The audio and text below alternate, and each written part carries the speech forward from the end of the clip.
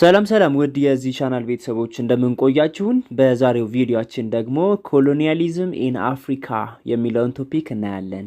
ኮሎኒያሊዝም ኢን አፍሪካ ስንል ቅኝ ግዛት በአፍሪካ ውስጥ ወይ ደግሞ በአፍሪካ ምን ይመስል ነበር የቅኝ ግዛት ዘመን?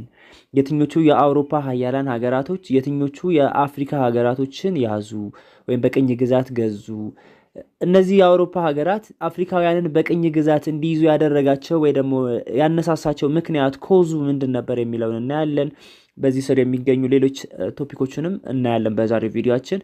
ለቻናሉ አዳዲስ የሆናችሁ ቤተሰቦቻችን ቻናሉን ሰብስክራይብ፣ ላይክ እንዲሁም ለሌሎች እንዲደርስ ደግሞ ሼር ማድረግ እንዳይረሳ። So first, what does it mean the term colonialism? Colonialism ወይም ቅኝ ግዛት ምንድን ነው? ምን ማለት ነው የሚለውን ነው የምናየው።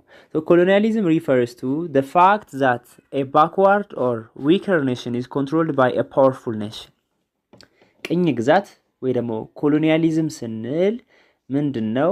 እነዚህ ባክዋርድ የሆኑ ኋላ ቀር የሆኑ ወይ ደግሞ ዊከር ወይም እነዚህ ደካማ ወይ ዝቅተኛ የሆኑ ሀገሮች በማን ስር ሲሆኑ ነው? በፓወርፉል ኔሽን በሀያላን ሀገራቶች ስር በእነሱ ቁጥጥር ስር ሲገቡ ያንን ኮሎኒያሊዝም ወይ ደግሞ ቅኝ ግዛት ብለን እንጠራዋለን ነው። ስለዚህ ጠንካራዎቹ ሀገራቶች ወይም ፓወርፉል የሆኑ ኔሽኖች ዊክ የሆኑ ኔሽን ወይ ደግሞ ባክዋርድ የሆኑ ሀገራቶችን ኮንትሮል ሲያደርጉ በእነሱ ስር በእነሱ ቁጥጥር ስር ሲያደርጓቸው እሱን ኮሎኒያሊዝም ወይ ደግሞ ቅኝ ግዛት ብለን እንጠራዋለን።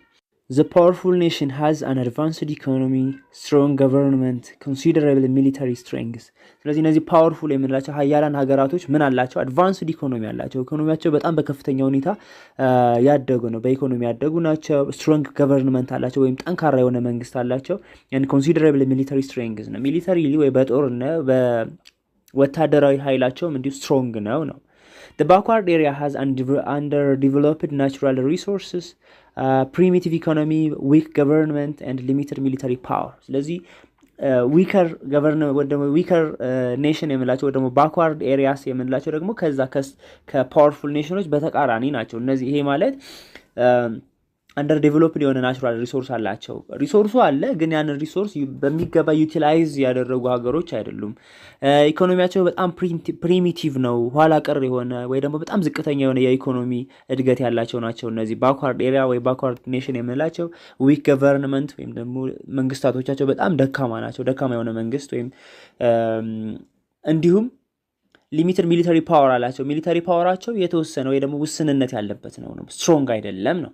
ስለዚህ እነዚህ ጠንካራዎች ፓወርፉል የሆኑት ኔሽኖች እነዚህ ዊክ የሆኑትን ወይ ደግሞ ባክዋርድ የሆኑትን ኔሽኖች ኮንትሮል የሚያደርጉበት ሂደት ኮሎኒያሊዝም ይባላል። እንደዚህ አይነት ካራክተር አላቸው።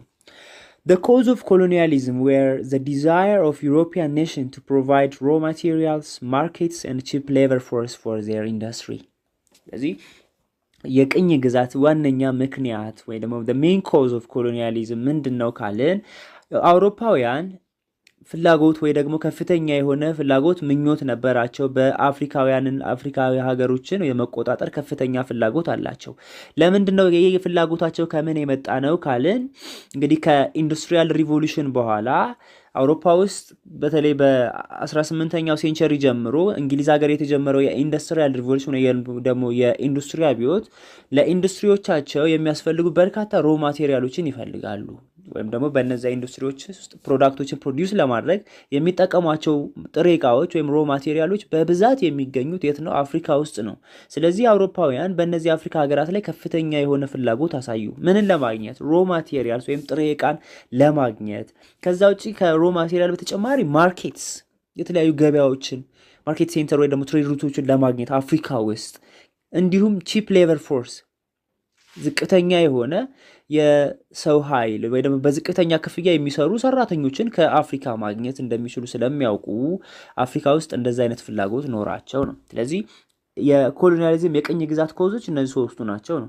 አንደኛ ሮ ማቴሪያል ለማግኘት፣ ሁለተኛ ማርኬቶችን ለማግኘት ወይም ገበያዎችን ለማግኘት፣ ሶስተኛ ቺፕ ሌበር ፎርስ ወይም ደግሞ በዝቅተኛ ጉልበት የሚሰሩ ሰራተኞችን ለማግኘት ለኢንዱስትሪዎቻቸው ውስጥ ማለት ነው። ስለዚህ ይሄንን ለማግኘት አውሮፓውያን ወይም ደግሞ እነዚህ ስትሮንግ ወይ ፓወርፉል ኔሽን የምላቸው የአውሮፓ ታላላቅ ሀገራቶች የአፍሪካውያንን ቅኝ ግዛት መግዛት ወይ ደግሞ ቅኝ ግዛት እንዲገዙ ምክንያት ሆናቸው ነው። ፓርቲሽን ኦፍ አፍሪካን እንግዲህ አፍሪካን መከፋፈል ስለዚህ እንደዚህ አይነት ፍላጎት ስላላቸው አፍሪካን ወደ መከፋፈል ገቡ ነው። ፓርቲሽን ኦፍ አፍሪካ ስንል እሱን ነው የሚያሳየው። what was the main purpose of the Berlin Conference of 1884 up to 1885? ስለዚህ አፍሪካን ለመከፋፈል እነዚህ የአውሮፓ ሀያላን ሀገራቶች በርሊን ላይ ተሰበሰቡ። መቼ? 1884 እስከ 85 ነበር። በርሊን ኮንፈረንስ ይባላል ወይም የበርሊን ጉባኤ የምንለው ነው። በዚህ ጉባኤ ላይ አውሮፓውያን ሀያላን ሀገራቶች አፍሪካን እንዴት አድርገው መከፋፈል ወይ ደግሞ መቀራመት እንደሚችሉ የተወያዩበት ወይም ከስምምነት የደረሱበት በተለያዩ መርሆች ላይ ውይይት አድርገው ከስምምነት የደረሱበት ጉባኤ ነው። the Berlin Conference የምንለው ነው። so it was an international European agreement on the partition of Africa that was already underway. ስለዚህ አውሮፓውያን ሀገራቶች ከስምምነት የደረሱበት ነው። አግሪመንት የፈጸሙበት ነው። እንዴት አድርገን አፍሪካን መከፋፈል ወይ ደግሞ ዲቫይድ ማድረግ እንችላለን በሚለው ዙሪያ አውሮፓውያን ሀገራቶች ተነጋግረው ከስምምነት የደረሱበት ነው። በእርግጥ ይሄ አፍሪካን የመከፋፈሉ ስራ ከዛን ከበርሊን ኮንፈረንስ በፊትም አንዳንድ አውሮፓ ሀገሮች የአፍሪካ ውስጥ ቅኝ ግዛት ወይም ደግሞ ግዛቶች ነበሯቸው። የአፍሪካ ሀገራቶችን በቁጥጥር ስራቸው አድርገው ነበር። ስለዚህ ይሄንን ሂደት በማስቀጠል ሌሎች የአፍሪካ ሀገራቶችን እንዴት አድርገን መከፋፈል እንችላለን በሚለው ዙሪያ ላይ ከስምምነት የደረሱበት ጉባኤ ነው በርሊን ኮንፈረንስ ነው። በነገራችን ላይ ይሄ የበርሊን ኮንፈረንስ ወይም ደግሞ የበርሊን ጉባኤ በጀርመን ውስጥ የተደረገ ነው። በርሊን እንግዲህ የጀርመን ከተማ ናት። ስለዚህ እዛ ውስጥ የተደረገ ኮንፈረንስ ነው። ለዛ ነው የበርሊን ኮንፈረንስ ወይ ደግሞ በርሊን ጉባኤ የሚል ስያሜ የተሰጠው። በወቅቱ የጀርመን ቻንስለር ወይ ደግሞ ሊደር የነበረው ኦቶ ቮን ቢስማርክ በእሱ አመራርነት ወይ ደግሞ እሱ ነበር ይሄንን ኮንፈረንስ እንዲካሄድ ከፍተኛውን ሚና የተወጣው ወይ ደግሞ ሊድ ሲያደርግ የነበረው ማለት ነው። ኦቶ ቮን ቢስማርክ የሚል የጀርመን ቻንስለር ማለት ነው። ስለዚህ በእሱ አማካኝነት ወደ 14 የሚጠጉ የአውሮፓ ሀያላን በወቅቱ ፓወርፉል የነበሩት ኔሽኖች በርሊን ውስጥ ተገናኝተው አፍሪካን እንዴት አድርገን መከፋፈል እንችላለን በሚለው ዙሪያ ላይ የተወያዩበት ጉባኤ ነው በርሊን ኮንፈረንስ። it settled two important principles። ስለዚህ በሁለት መርሆች ዙሪያ ነው ውይይት ሲያደርጉ የነበረ። አንደኛ ወይ ደግሞ ከስምምነት ደርሰዋል። አንደኛ the first one recognize the Congo basin as the legitimate authority of Belgian King Leopold። አንዱ ፕሪንሲፕል ሊዮፖልድ ዘሰከንድ የሚባለው የቤልጂየሙ ንጉስ ኮንጎ ቤዚን ወይ ደግሞ የኮንጎ ወንዝ አካባቢ የሚገኘው የኮንጎ ሸለቆ የግሉ የሱ ፐርሰናል ኮሎኒ እንድትሆን ሪኮግናይዝ ተደረገለት ነው ወይም ደግሞ እውቅና ተሰጠው። የቤልጂያን ኪንግ የግሉ የቤልጂየም ግዛት ሳትሆን አስቡ፣ የቤልጂየሙ ንጉስ የኪንግ ሊዮፖልድ ዘሰከንድ የሱ የፐርሰናል ኮሎኒ ወይ ደግሞ የግሉ ግዛቱ የግል ስቴቱ እንድትሆን ሪኮግናይዝ ተደረገ። አንዱ ፕሪንሲፕል እሱ ነው። in return the king agreed to allow European traders and missionaries free access to the area። ስለዚህ አውሮፓውያን ሀገራቶች የኮንጎ ባዚንን እንደ ፐርሰናል ኮሎኒ እንደ ግል ግዛቱ እውቅና ሲሰጡት፣ በተቃራኒው ደግሞ እሱ በምላሹ ምን ይሰጣል? ለአውሮፓውያን ነጋዴዎችና ሚሽነሪዎች በዛ አካባቢ ፍሪ አክሰስ እንዲኖራቸው ወይ በነፃነት እንዲንቀሳቀሱ እንዲፈቅድ የሚያስገድድ ፕሪንሲፕል ወይ ደግሞ መርህ ነበር። ስለዚህ አንዱ ፕሪንሲፕል እሱ ነው። in second principle they agreed that European claim in Africa would be recognized by other European governments if it was effectively occupied by that particular European power። ሌላኛው ሁለተኛው መርህ ወይ ደግሞ ፕሪንሲፕል ምንድነው? እነዚህ የአውሮፓ ሀያላን ሀገራቶች በአፍሪካ ውስጥ በቅኝ ግዛት የያዟቸውን ሀገራቶች ሌላ የአውሮፓ ሀያል ሀገር እውቅና እንዲሰጠው ሪኮግናይዝ እንዲያደርገው የሚያስገድድ ፕሪንሲፕል ወይ ደግሞ መርህ ነበር በአውሮፓውያን የተፈረመው የስምምነት ላይ የደረሱት። ይሄ ማለት አንዲት የአውሮፓ ሀያል ሀገር አፍሪካ ውስጥ አንድን አካባቢ ኢፌክቲቭሊ ኦኩፓይድ ካደረገች በሚገባ ተቆጣጥራ የእሷ ግዛት አካል ካደረገቻት ሌላ የአውሮፓ ሀያል ሀገር ያንን ሊነካ አይገባም ወይ ደግሞ ያቺ ግዛት የዛች ሀገር ናት ብሎ ሪኮግናይዝ እንዲያደርግ እውቅና እንዲሰጠው የሚያደርግ ፕሪንሲፕል ነበር። ስለዚህ በእነዚህ ሁለት ፕሪንሲፕሎች ላይ ከስምምነት የደረሱበት ጉባኤ ነው በርሊን ኮንፈረንስ ከ1884 እስከ 85 የተደረገው ማለት ነው። then scramble for Africa። ስለዚህ አሁን ከዚህ ስምምነት ከደረሱ በኋላ አፍሪካን ወደ መቀራመት ነው የገቡት። scramble for Africa ስንል አፍሪካን መከፋፈል ወይ ደግሞ መቀራመት መሻማት እንደማለት ነው። which country of Africa were colonized by European countries? የትኞቹ የአፍሪካ ሀገሮች በየትኞቹ የአውሮፓ ሀገሮች ስር ወይም በእነሱ ቁጥጥር ስር ተደረገው ወይም ቅኝ ተገዝተው ነበር የሚል ጥያቄ ነው። ስለዚህ በዚህ እንመልሰዋለን። by 1914 British dominated South Africa, Rhodesia, Kenya, Uganda, Sudan and Egypt። ስለዚህ 1914 ላይ ብሪቲሽ ወይ ደግሞ እንግሊዝ እነዚህን የአፍሪካ ሀገራቶች በቁጥጥር ስር አድርጋለች ወይ ደግሞ ቅኝ ገዝታለች፣ ይዛቸዋለች። እነማን? ሳውዝ አፍሪካ፣ ደቡብ አፍሪካን፣ ሮዴሺያ ማለት ፕሬዘንት ዳይ ዚምባብዌ ማለት ነው። እስከ 1980 ሮዴሺያ ነበረች። ከዛ በኋላ እንደ ሮበርት ሙጋቤ ሪፐብሊክ ኦፍ ዚምባብዌ የሚል ስያሜ ተሰጥቷት ከዛ በኋላ ዚምባብዌ ሆናለች። ሮዴሺያ ስንል ዚምባብዌ ማለታችን ነው። ኬንያ፣ ዩጋንዳ፣ ሱዳን እና ኢጅፕት ወይ ደግሞ ግብፅ፣ እነዚህ ሀገሮች 1914 ላይ በእንግሊዝ ዶሚኔት ተደርገዋል ወይ ደግሞ በእንግሊዝ ተይዘው ነበር። አፍተር ወርልድ ዋር ፈርስት ኢንግላንድ አኳየርድ ዘ ፎርመር ጀርመን ኢስት አፍሪካ ኦር ታንጋኒካ።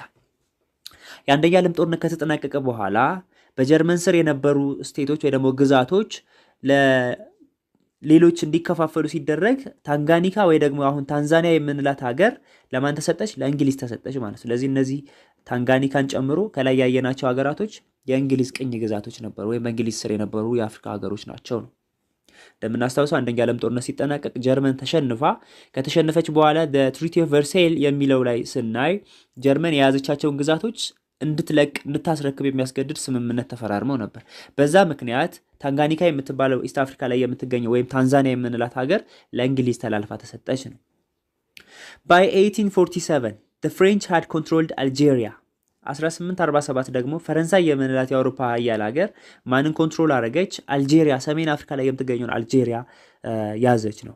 between 1881 and 1912 France added Tunisia, Morocco, West Africa, Equatorial Africa and Madagascar to the French Empire። ስለዚህ ከ1881 እስከ 1912 ባለው ጊዜ ውስጥ ደግሞ ፈረንሳይ ሌሎች ግዛቶችን ጨመረች ወደ ኢምፓየሯ። ማንን ጨመረች? ሰሜን አፍሪካ ላይ የሚገኙትን ቱኒዚያ የምንላትን ሀገር፣ ሞሮኮ፣ እነዚህ የሰሜን አፍሪካ ሀገሮች ናቸው። እንዲሁም ዌስት አፍሪካ ስንል እነ ሴኔጋል፣ ጊኒ፣ አይቮሪ ኮስት፣ ኒጀር፣ ማሊ፣ ቡርኪና ፋሶ ወይ ደግሞ አፐር ቮልታ ትባል የነበረችው የነ ቶማስ ሳንካራ ሀገርም ጭምር በፈረንሳይ ተይዛ ነበር።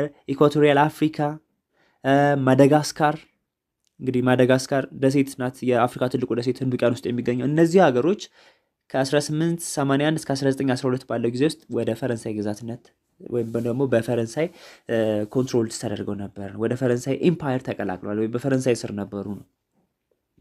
by 1914 ጀርመኒ possessed several African colonies። ስለዚህ 1914 ጀርመን በርካታ የአፍሪካ ሀገሮችን ይዛ ነበር ነው። After Germany's defeat in World War I, those colonies were distributed as mandates። ስለዚህ ከ1918 አካባቢ አንደኛ ዓለም ጦርነት ሲጠናቀቅ ጀርመን ከተሸነፈች በኋላ እነዚህን ግዛቶቿን በአፍሪካ የነበሯት በርካታ ኮሎኒ ወይ ደግሞ ቅኝ ግዛቶቿን ለሌሎች አሳልፋ በአደራ መልክ ማንዴት እንድታስረክብ ታደርጋለች። ለምሳሌ ታንጋኒካ ቅድም እንዳየነው ለእንግሊዝ ተሰጧል። ቶጎላንድ ወይም ቶጎ and most of the Cameroons to France። ስለዚህ ቶጎ በርካታ አብዛኛው የካሜሮን ክፍል ለፈረንሳይ፣ ሳውዝ ዌስት አፍሪካ to the Union of South Africa። ሳውዝ ዌስት አፍሪካ ማለት አሁን ናሚቢያ የምንላት ሀገር ለዩኒየን ኦፍ ሳውዝ አፍሪካ ወይ ደግሞ ወደ እንግሊዝ ግዛትነት እንድትቀየር ወይም ወደዛ እንድትካተት ተደርጓል ነው። ስለዚህ 1914 ጀርመን በርካታ ኮሎኒ ወይም ቅኝ ግዛት ነበራት። አንደኛ ዓለም ጦርነት ሲጠናቀቅና ስትሸነፍ እነዚህን ግዛቶቿን ለሌሎች የአውሮፓ ሀገራቶች አስረክባለች ነው። by 1914 ኢታሊ ኮንትሮልድ ኤሪትሪያ፣ ኢታሊያን፣ ሶማሊላንድ ኤንድ ሊቢያ።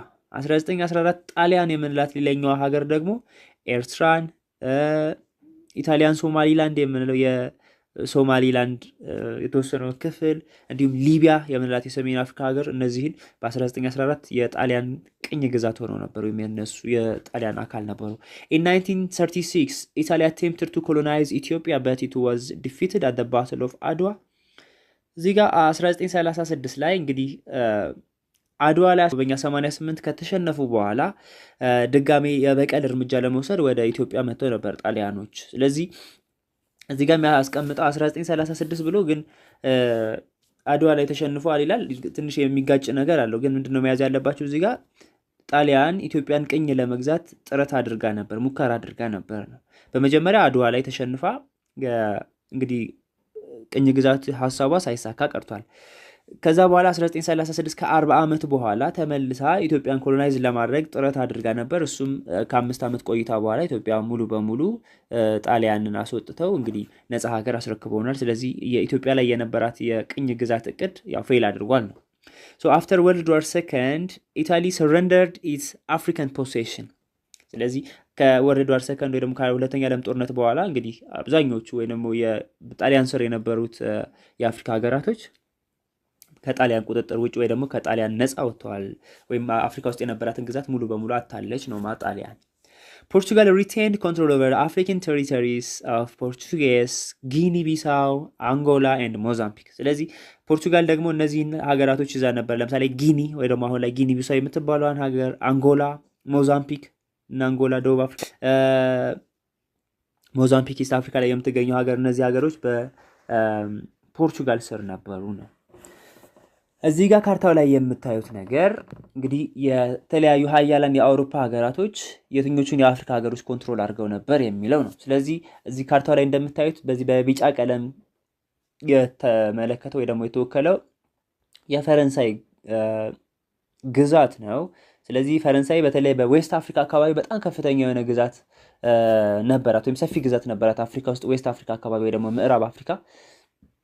ደን እዚህ ጋር ወደ ፒንክ የሚወስደው ከለር ይሄኛው ፓርት የብሪቲሽ ወይ ደግሞ የእንግሊዝ ቅኝ ግዛት የነበሩ አካባቢዎች ናቸው።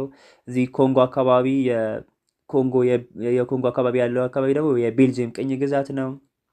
ዜን እዚህ በዚህ ካሬክተር እና አንጎላ እና ሞዛምቢክ በፖርቹጋል ስር የነበሩ አካባቢዎች ናቸው። ስፔን አካባቢ ዌስት አፍሪካ መጨረሻ በአትላንቲክ ውቅያኖስ ዳርቻ ላይ የሚገኙ አካባቢዎችን ይዛ ነበር ስፔን።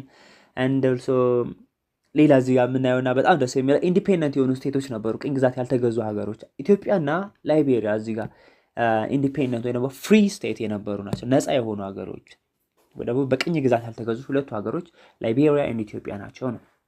ስለዚህ ካርታ ላይ እንደምታዩት አብዛኞቹ በተለይ ዌስት አፍሪካ ላይ በፈረንሳይ፣ ኢስት አፍሪካ አካባቢ ደግሞ ብሪቲሽ በጣም ከፍተኛ የሆነ ኮሎኒ ወይ ደግሞ ግዛት ነበራት ነው። By the early 20th century, Spain controlled Spanish Morocco opposite Gibraltar and Spanish Sahara on the Atlantic coast of Africa.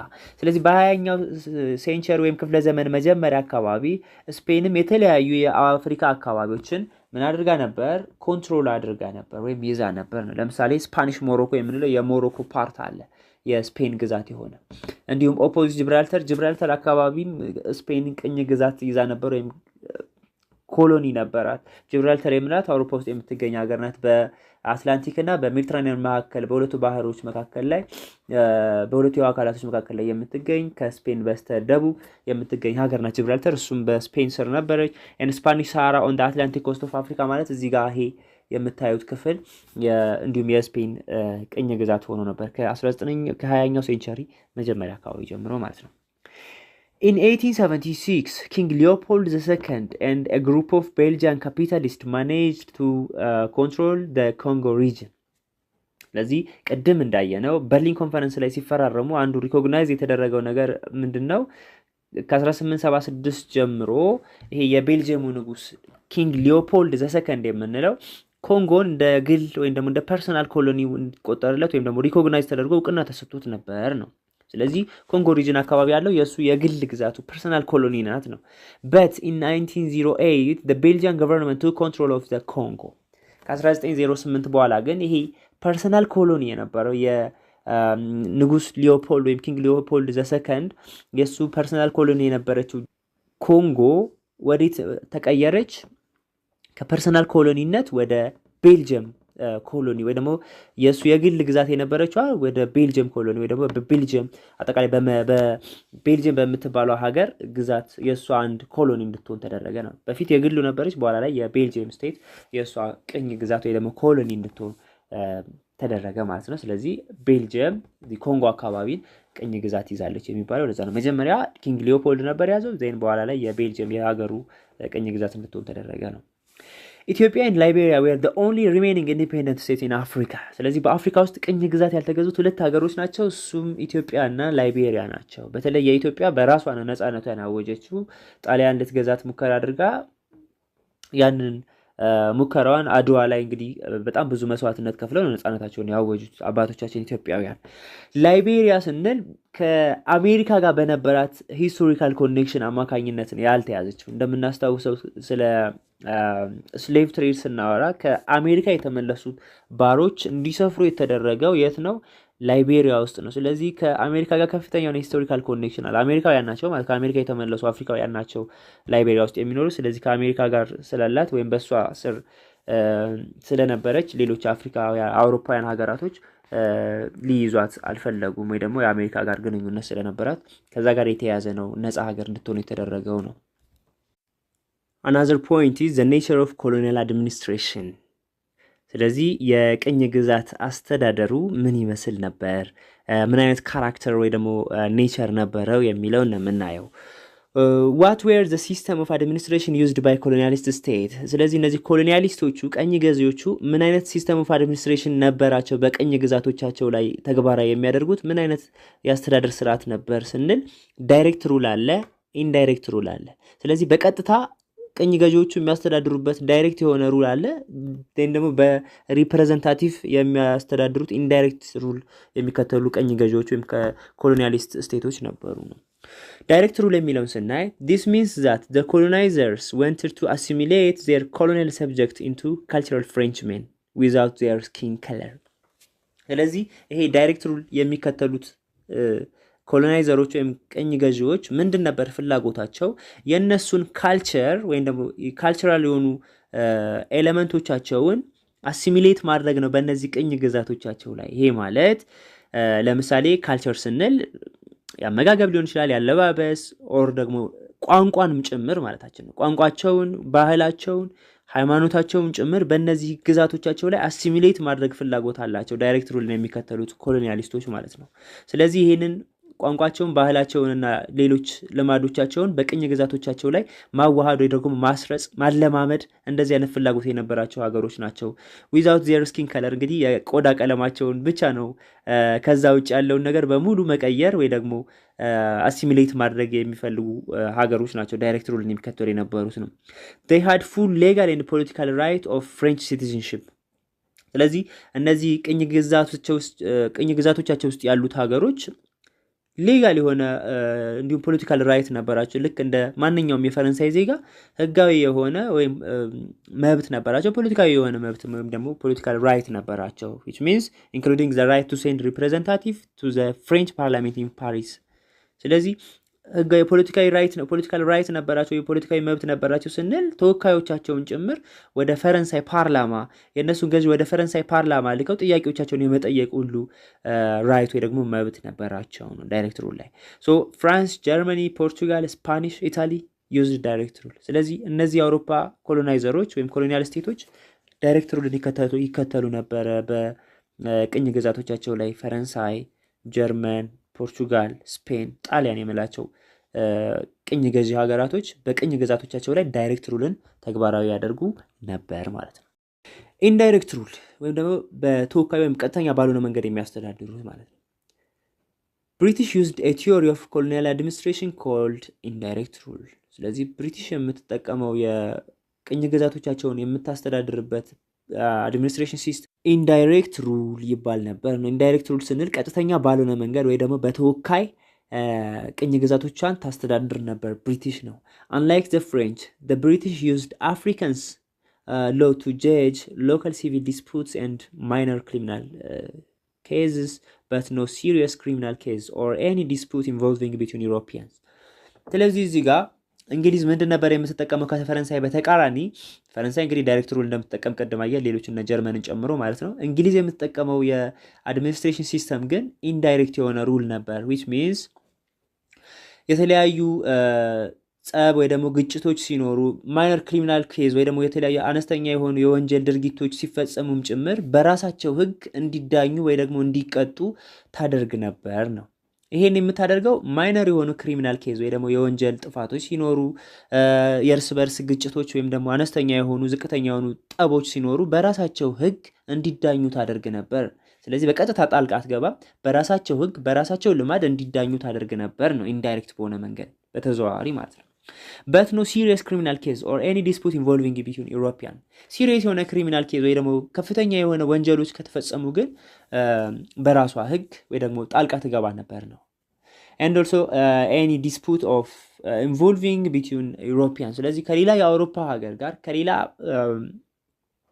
ፓወርፉል ኔሽን ጋር የሆነ ግጭት ወይ ደግሞ ጸብ ካለ ግን እንግሊዝ ጣልቃ በመግባት በራሷ ህግ እንዲዳኙ ታደርግ ነበር። ከዛ ውጭ ግን እነዚህ ማይነር ክሪሚናል ኬዝ ካለ ወይ ደግሞ ዝቅተኛ የሆኑ አነስተኛ የሆኑ ግጭቶች፣ ወንጀሎች እነዚህን ግን በራሳቸው ህግ ጀጅ ታደርግ ወይ ደግሞ እንዲዳኙ እንዲቀጡ ታደርግ ነበር ነው። ስለዚህ በቀጥታ አትገባም፣ በተዘዋዋሪ በሪፕሬዘንታቲቭ ከዛው ከአካባቢው ያሉ ሰዎችን ሾማ እነሱ እንዲያስተዳድሩ እዛው ሊድ እንዲያደርጉ የምታደርግ ሀገር ነበረች እንግሊዝ። ወይ ኢንዳይሬክት ሩል ትከተል ነበር ኮሎኒያል ስቴቶቿን ሊድ ለማድረግ ወይ ደግሞ ገቨርነንስ ታደርግ ማለት ነው። በመጨረሻ የምናየው ኮንሲኩዌንሲስ ኦፍ ኮሎኒያሊዝም አፖን አፍሪካንስ ነው። ስለዚህ ኮንሲኩዌንሲ ስንል ሪዛልት ወይ ደግሞ የቅኝ ግዛት ውጤት በአፍሪካ ላይ ምን አይነት ውጤት አመጣ የሚለውን ነው የምናየው። ስታርታፕ ኩዌሽን ላይ ዋት አር ዘ ኮንሲኩዌንሲስ ኦፍ ኮሎኒያሊዝም፣ ምን አይነት ሪዛልት ነበረው ወይ ደግሞ ምን አይነት ውጤት ነበረው ይሄ ቅኝ ግዛት ወይም ኮሎኒያሊዝም ነው። ኮሎኒያሊስት ኔሽንስ ድሬንድ ዌልዝ ፍሮም ዘ ኮሎኒስ። ስለዚህ ኮሎኒያሊስት የምንላቸው እነዚህ ቀኝ ገዢዎቹ ሀገራቶች ከፍተኛ የሆነ ሀብት አካብተዋል ወይም ሰብስበዋል። ከየት? ከኮሎኒያቸው ከቅኝ ግዛቶቻቸው። የማለት ሮ ማቴሪያል ወስደዋል ማለት ነው። ከፍተኛ የሆነ ሀብት አካብተዋል ከቅኝ ግዛቶቻቸው።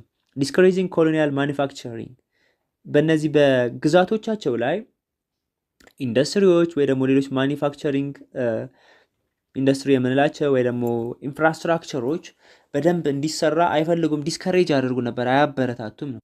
exploited the native workers by requiring long hours for little pay።